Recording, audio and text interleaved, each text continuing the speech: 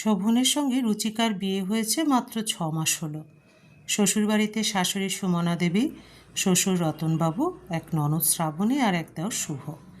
রুচিকার শ্বশুরবাড়ির সবাই ছিলেন পুরনো ধ্যান ধারণার মানুষ, তবে শোভনের চিন্তাভাবনা ছিল সবার থেকে একেবারেই আলাদা।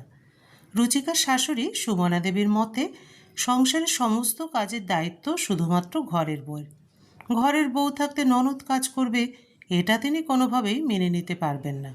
তার কথায় এমনিতেই বা বাড়িতে কতটুকু কাজ, শুধু রান্নাটাই তো করতে হয়, ঝাড়ু পোছা আর বাসন মাজা কাজের মাসি করে দেয়, আর সবার কাপড়ও ওয়াশিং মেশিনেই ধোয়া হয়।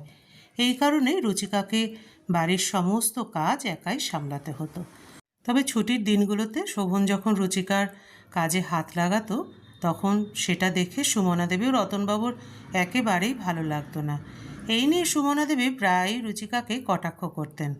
সেই সঙ্গে নিজের সময় তিনি কত পরিশ্রম করেছেন, কত কাজ সামলেছেন, সেসব কথাও বলতে কখনো ভুলতেন না। শোভন আর রুচিকা সবসময় তাদের কথাগুলো না শোনার ভান করত, যাতে সংসারে শান্তি বজায় থাকে। বিয়ের 6 মাস পরই রুচিকা গর্ভবতী হলো। দ্বিতীয় মাস থেকেই রুচিকার মাথা ঘুরত, বমি হতো, ফলে ও আর আগের মতো কোনো কাজই করতে পারছিল না। কষ্ট করে কোনো মতে উঠে বসে রান্নাঘরে গিয়ে রান্নার কাজ করত। এই নিয়ে সুমনা দেবী বলতেন, বৌমা, তুমি তো এমন নাটক করছো যেন আমরা কোনো দিন সন্তান জন্মই দিইনি। এসব তো হবেই, নিজেকে একটু শক্ত করো, এখন তো তুমি মা হতে চলেছ। শাশুড়ির এসব কথা শুনে রুচিকার ভীষণ কষ্ট হতো, চোখে জল এসে যেত, কিন্তু প্রতিবাদ করার মতো ভাষা খুঁজে পেত না। একদিন রোববারে শোভন বাথরুম পরিষ্কার করছিল। বিষয়টা জানতে পেরে সুমনা দেবী আর রতনবাবুর রাগ যেন সপ্তমে চড়ে গেল। সুমনা দেবী রুচিকাকে ডেকে বললেন, বৌমা, তোমার কি একটু লজ্জা সংকোচের বাকি নেই, নাকি সবই জলে ভাসিয়ে দিয়েছ?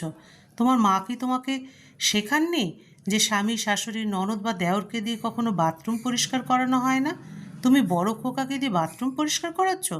যদি তোমার এতই বিশ্রাম করার শখ থাকে, তাহলে নিজের বাপের বাড়ি চলে যাও, সেখানে যত খুশি আরাম করো, কিন্তু আমার বাড়িতে এসব নাটক চলবে না, বুঝেছ? শাশুড়ির বজ্র কঠিন তিক্ত কথাগুলো শুনে রুচিকা কান্নায় ভেঙে পড়ে। কাঁদতে কাঁদতে রুচিকা বলল, কিন্তু মা, আমি তো আপনার ছেলেকে কোনো কাজ করতে বলিনি। তখন রুচিকার শ্বশুরমশাই বললেন, গিন্নি, ওর বাবাকে ফোন করো, বলো এসে নিজের মেয়েকে নিয়ে যাক। আগে মেয়েকে একটু ভালো করে সংসারে শিক্ষা দিয়ে তারপরে যেন শ্বশুরবাড়িতে পাঠায়, ততদিনে নিজের কাছেই রাখুক। শোভন তখন সবে ঘরে এসেছে। বাবার কথা শুনেও তখন দৃঢ় গলায় বলল, রুচিকা কোথাও যাবে না বাবা, কারণ আমি আমার স্ত্রী আর আমাদের আগত সন্তানের দায়িত্ব নেওয়ার মতো যথেষ্ট সক্ষম। রুচিকা এমন কি ভুল করেছে যে তোমরা সবাই ওকে এত কথা শোনাচ্ছ? স্বামী বাথরুম পরিষ্কার করতে পারে না কেন মা? আমি কি সেটা জানতে পারি? শোভনের কথা শুনে সবাই অবাক হয়ে ওর দিকে তাকিয়ে রইল। তখন রতনবাবু বললেন, বাহ বড় খোকা, এত তাড়াতাড়ি বইয়ের পক্ষ নিয়ে দাঁড়াতে শিখে গেছিস, মা বাবার মান সম্মানের কথাও ভুলে গেলি, স্ত্রৈণ কোথাকার। এখন তুই আমাদেরই প্রশ্ন করবি, তাও আবার কালকের আসা একটা মেয়ের জন্য? বাবা, আমি তোমাদের সঙ্গে তর্ক করছি না, শুধু যেটা ঠিক সেটাকেই ঠিক বলার চেষ্টা করছি। পৃথিবীর কোন বইয়ে লেখা আছে যে বাথরুম শুধু বউ বা মহিলারাই পরিষ্কার করবে? পুরুষেরা কি বাথরুম ব্যবহার করে না, নাকি বাড়িতে বউ আসার পর পরিবারের বাকি সবাই বাথরুম ব্যবহার করা বন্ধ করে দেয়? বাড়ি হোক বা বাথরুম, সব কিছু পরিষ্কার পরিচ্ছন্ন রাখা পরিবারের প্রত্যেক সদস্যের দায়িত্ব। যদি সবাই বাথরুম ব্যবহার করে, তাহলে সেটাকে পরিষ্কার রাখার দায়িত্বও সবার। এটা কোনো একজনের একার কাজ নয়। আর রুচিকার বাপের বাড়ি যাওয়ার কথা যদি বলো, অবশ্যই ওর যখন ইচ্ছে তখন ও বাপের বাড়ি যেতেই পারে, কিন্তু সেটা হবে ওর নিজের ইচ্ছায়, কারোর জোরাজুরিতে নয়। আর এখন এই অবস্থা আমি ওকে বাপের বাড়িতে যেতে দেব না, কারণ আমি চাই আমার সন্তান যখন পৃথিবীতে আসবে, তখন আমিই তাকে সবার আগে নিজের কোলে তুলে নেব। আমি শুধু ছেলে বা ভাই হিসেবেই নয়, একজন স্বামী, একজন বাবা হিসেবেও আমার সমস্ত দায়িত্ব আন্তরিকতার সঙ্গে পালন করতে চাই। এবার এই কথা কারো ভালো লাগুক বা খারাপ লাগুক, তাতে আমার কোনো যায় আসে না, কিন্তু তারপরেও যদি তোমাদের কারোর অসুবিধা থাকে, তাহলে আমি রুচিকাকে নিয়ে আলাদা থাকতে প্রস্তুত। তবে এই সময় আমি কোনোভাবেই ওকে একা ছেড়ে দেব না। শোভনের কথা শুনে রুচিকার মন আনন্দে ভরে উঠল।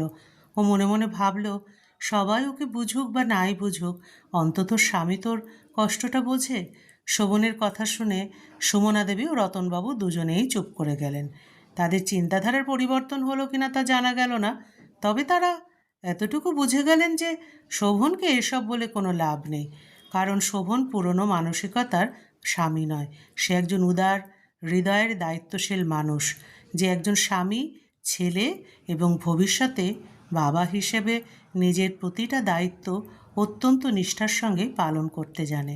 গল্পের সমাপ্তি এখানে। আবার দেখা হবে পরবর্তী আরেকটি গল্পের সাথে। আপনারা সকলে ভালো থাকুন, সুস্থ থাকুন।